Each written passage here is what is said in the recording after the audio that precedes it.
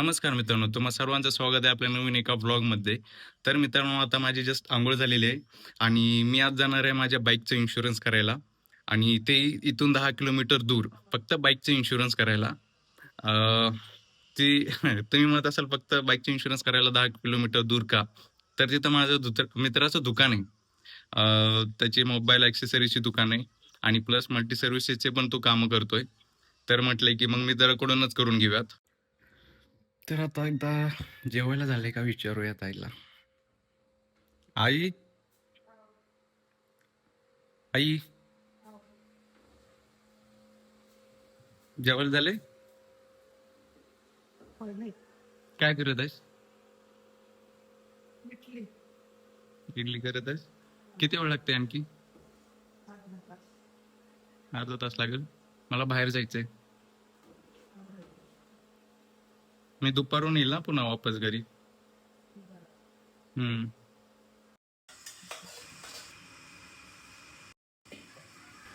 तर मित्रांनो, आता जेवण वगैरे झालंय आणि आता मी निघणार आहे सोनपेठला.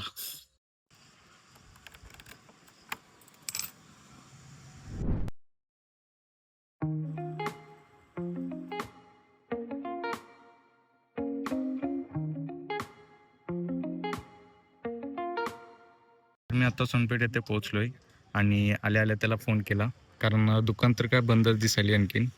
कदाचित मी लवकर आलोय थोडंसं. तर फोन केलाय, आता येतोच म्हणत आहे. बघा किती वेळ घेत आहे आणखीन यायला. आता आलेले आहेत, इतक्या वेळ थांबवून घेतले. इतका उशीर का केलास? रविवार रविवारमुळे उशीर केलाय म्हणतोय. आपल्याला किती वेळ लागेल फॉर्म भरायला?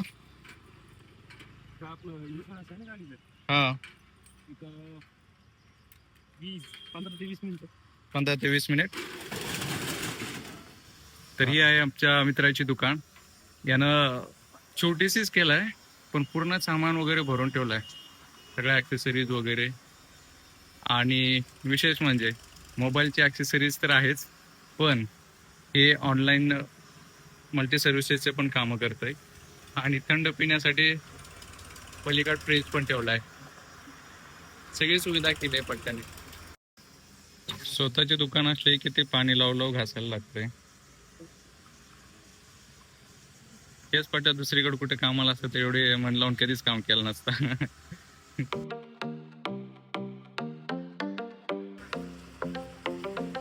बराच वेळ घेतय, पण करते काम व्यवस्थित करते.